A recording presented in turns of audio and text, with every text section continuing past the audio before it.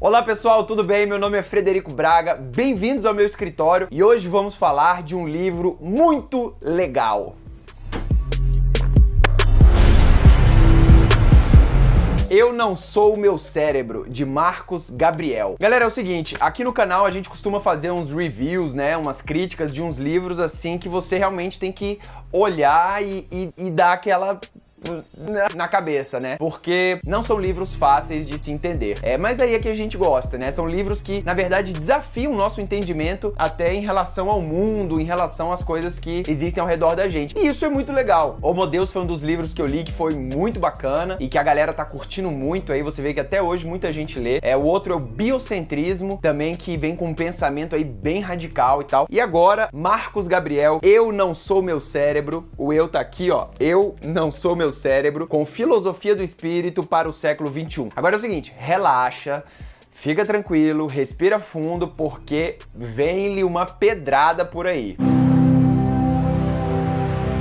Marcos Gabriel é um professor de epistemologia e filosofia na faculdade de Bonn, na Alemanha. E olha, é muito legal você ler livro de filosofia escrito por um filósofo. E o Marcos Gabriel, ele faz uma coisa muito interessante, porque a proposta dele é que o livro seja um livro acessível a todos. Então ele vai se posicionar onde está a filosofia do espírito nessa grande corrente de discussão que vem acontecendo sobre o ser humano. É interessante porque de um lado temos teorias evolucionistas, ateístas modernas, e de outro lado temos as religiões deterministas que falam do futuro da humanidade. E agora vem a filosofia participar da brincadeira. Bem, Marcos olha essa galera falando aí sobre o ser humano, biocentrismo, vem a religião, vem não sei o que, ele fala, não, peraí, galera, peraí, vamos com calma, porque a filosofia já tá nessa brincadeira muito antes de vocês pensarem qualquer coisa, entendeu? O livro pretende desenvolver o conceito de liberdade espiritual e defender contra programas reducionistas e eliminativistas, que gostariam de nos convencer de que não há nem espírito, nem liberdade. O inimigo aí, no entender de Marcos, é a ideologia, cuja principal intenção reside na tentativa do ser humano desfazer-se de si mesmo. Hoje isso toma diversas formas que giram praticamente em torno do pós-humanismo e do transhumanismo, ou seja, da ideia que superaremos nossa natureza biológica como futuros ciborgues.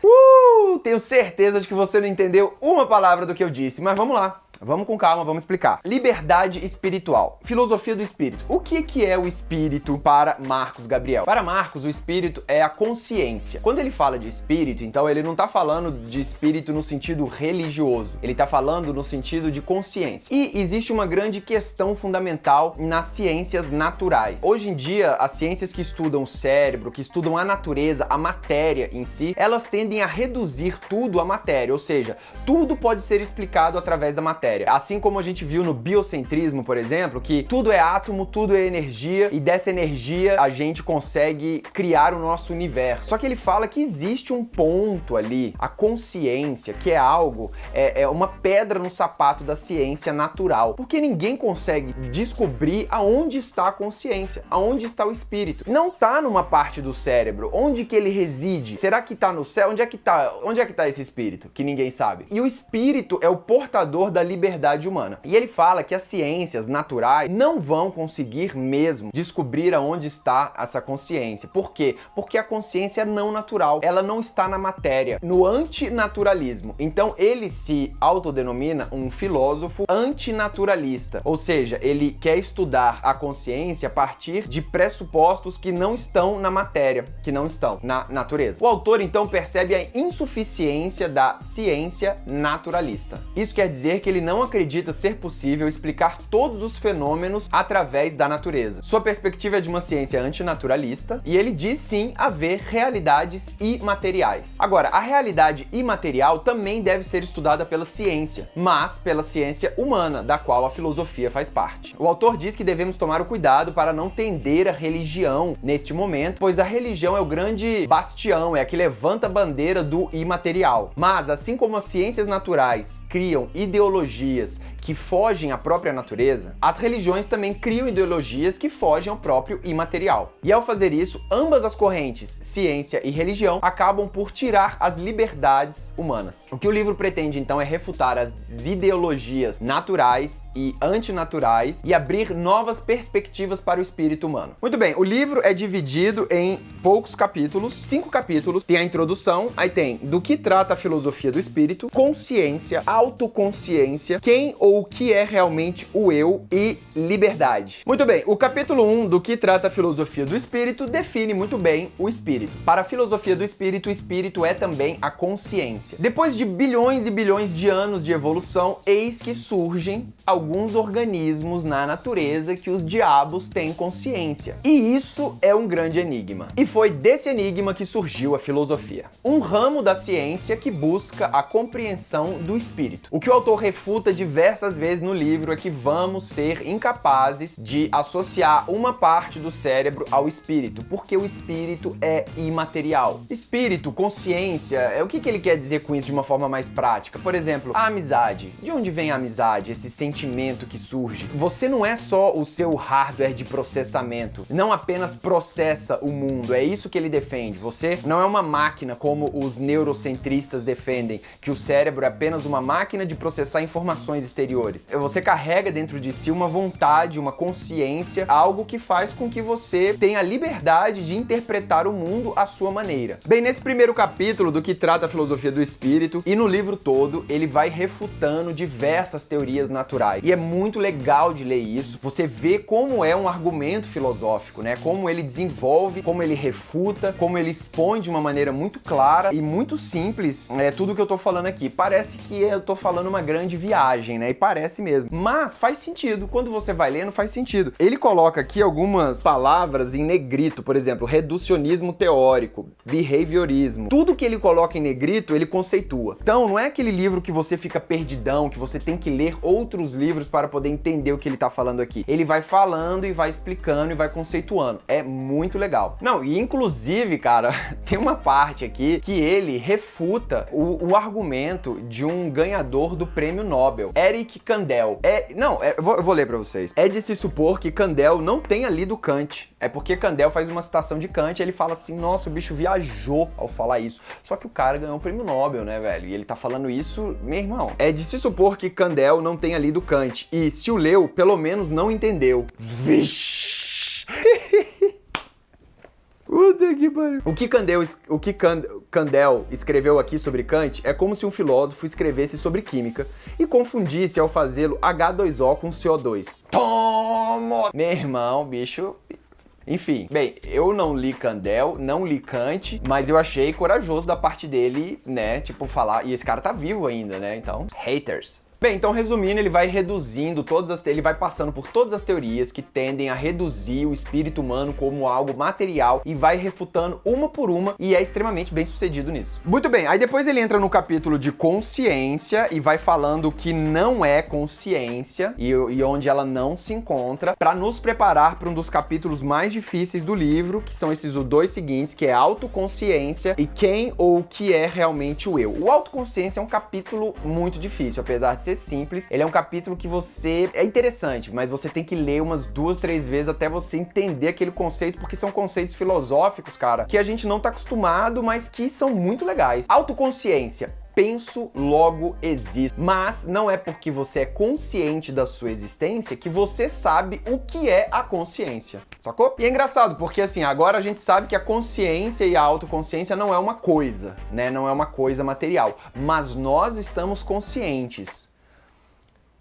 Como? Por quê? Onde sobrevive? Onde moram? Como se alimentam? Vem uma série de dúvidas, assim, realmente, de onde está essa consciência, já que ela não é material, ela é imaterial, ela não é no nosso cérebro, mas ela usa do nosso cérebro como um hardware, mas onde está isso? Onde está essa consciência? E aí ele vem pro 5º capítulo, o eu. Aí você pensa, beleza, agora tudo vai ficar claro, porque agora ele vai explicar tudo, né? Não, gente, a gente tá falando de filosofia, pelo amor de Deus. Nada fica claro, né, moleque? Eles são muito bons pra refutar, mas na hora ali, ó, de mostrar onde é que tá a consciência mesmo, cadê?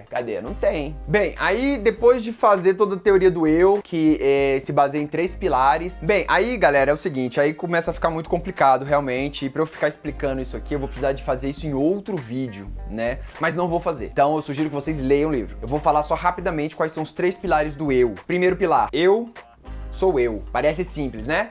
Parece simples? Vai ler, pra você ver como é simples isso. Depois, eu sou diferente do não eu. E o terceiro eu vou ter que ler porque não dá pra decorar não. Eu oponho no eu, o eu partilhável, ao não eu partilhável. Bem-vindo ao mundo da filosofia!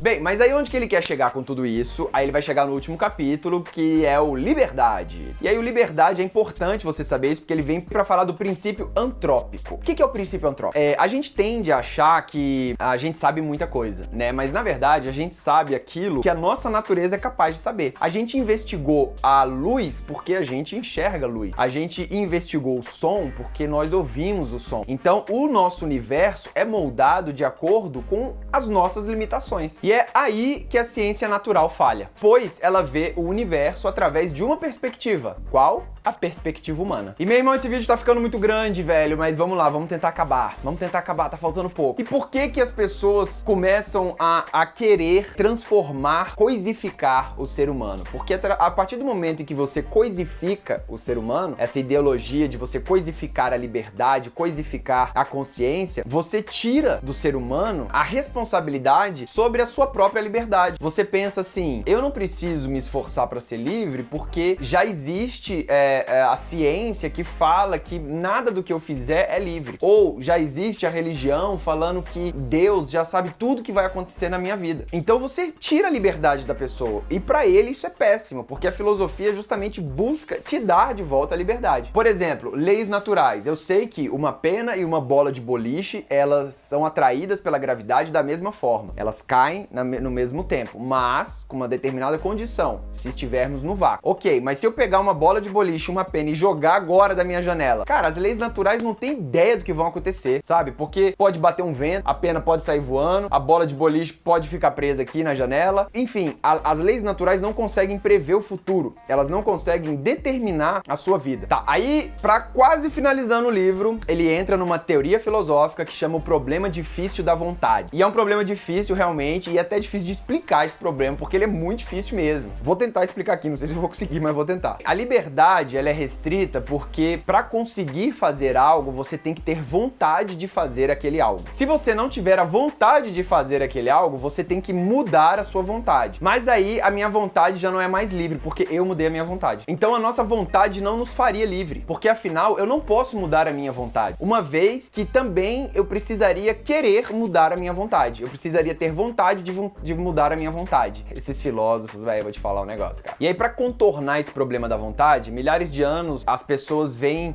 trazendo determinismo. Determinismo teológico, determinismo natural, determinismo neuronal. Lembrando que determinismo é algo que acontece que não te dá alternativa nenhuma, que determinam a cada instante o que acontecerá no próximo instante seguinte. E aí, para solucionar esse problema e finalizar o livro, o autor propõe o que ele chama de compatibilismo. Ou seja, ele junta a liberdade e o determinismo em certa medida. Temos sim alguns fatores físicos que trazem algumas condições necessárias para a tomada de decisão, mas também temos a liberdade para decidir que caminho tomar. Então, por exemplo, eu vou sair de casa, começou a chover, isso é um fator físico que independe da minha vontade, ok, mas eu posso escolher se eu levo guarda-chuva ou não. E aí, por fim, o autor conclui então que a liberdade é algo que devemos defender, porque ela existe, ela é imaterial e ela existe, ela não pode ser determinada por nenhum agente exterior. Esse que é a grande preciosidade do ser humano, a sua liberdade. Vou ler agora algumas páginas finais do livro para vocês. O verdadeiro progresso não consiste em ideais ilusórios de superação do espírito e do ser humano, mas sim melhorar a ordem moral e jurídica em luz das nossas intelecções. Naturalmente, o ser humano desaparecerá eventualmente, simplesmente porque, segundo um detalhe de minha aposta, nunca chegaremos com a ajuda de androides e de motores de velocidade maior que a luz ao universo do Star Trek, colonizando planetas que estarão longe o bastante do nosso Sol quando ele desaparecer um dia e já tiver há muito tempo tempo nos rasgado no abismo. A humanidade não deve ser salva como um todo por toda a eternidade. Ela é, como todo indivíduo, finita. O homem ainda é o lobo do homem. Esse é o nosso verdadeiro problema. E nós, que vivemos em sociedades de bem-estar social, não podemos deixar para outros que o resolvam, nos tornando todos vegetarianos ou frequentando cursos de meditação. O euro-hinduísmo é apenas uma fuga, um olhar para o outro lado dos verdadeiros problemas. O maior inimigo do ser humano ainda é o ser humano. E isso faz com que muitos percam o único panorama que nós, seres humanos, temos. Essa vida que vivemos agora. Não há outro planeta para nós, e não podemos contar seriamente com outra vida em que pudéssemos fazer tudo melhor. Por isso, é uma tarefa central da filosofia trabalhar por um autorretrato do espírito humano que possa, no espírito da crítica à ideologia, ser trazido a campo contra as promessas vazias de uma era pós-humana. Concluo por isso este livro com as palavras certeiras de Schelling, que as escreveu em uma carta a seu amigo Hegel. A liberdade é o começo e o fim de toda filosofia. Nossa, eu acho que esse foi o maior vídeo que eu já gravei até hoje. Bem, pessoal, então é isso. Ó, fica a indicação aí do livro Eu Não Sou Meu Cérebro, de Marcos Gabriel. Um livro muito bom. Eu só tenho uma crítica a fazer. Marcos Gabriel, você ficou o livro todo falando sobre espírito e sobre consciência. Que o espírito não está na matéria. Que o espírito não está em Deus. E você não disse, Marcos, aonde diabos está o espírito? Você só refutou, ficou refutando o livro todo. Aí eu ansioso, eu falei, mas ele vai dizer. Ele vai falar, não tá no cérebro? Então onde é que tá? Me fala onde é que tá. Mas não falou. A grande conclusão dele foi o seguinte, galera, é o seguinte, para de ficar perdendo tempo com essas viagens científicas aí, tipo Star Trek, Homo Deus, biocentrismo, e também para de ficar dando muita bola pra essas religiões aí, e vamos cuidar mais do nosso planeta? Você já deu uma olhada em como é que tá o planeta? Marcos falando, amigão, você já deu uma olhada na bosta que tá por aí? Então vamos trabalhar a nossa realidade, em vez de ficar aí inventando outras realidades pra gente trabalhar? Mas cadê o espírito, Marcos? Cadê a consciência? Você não falou. Tudo bem, você vai esperar algum outro filósofo vir e alguém apresentar isso, né? É um desenvolvimento. É o que ele mostra no livro, que é um desenvolvimento. Inclusive, tem uma frase no começo do livro que ele fala: dessa maneira, jamais entenderemos o espírito humano. E justamente a compreensão disso levou, entre os gregos, à invenção da filosofia. Você tá dizendo que jamais entenderemos o espírito humano? É, velho, então eu fiquei realmente curioso, fiquei chateado, eu gostaria de entender. Porque você prometeu, você prometeu, mas você não entregou no final, aonde está. Livro muito bom, vale a pena. E ó, galera, se aparecer haters aí, não haters a mim, haters a Marcos Gabriel, tá certo? Essas aqui são as ideias dele que eu expus aqui nesse vídeo. Olha só, pra você entender melhor um pouco o que eu falei aqui, assista o vídeo Biocentrismo, aqui do canal, e também Homo Deus. São duas correntes que esse cara refuta, né? Legal. E também inscreva-se no canal para saber de todas as atualizações aqui. Valeu, galera. Até a próxima.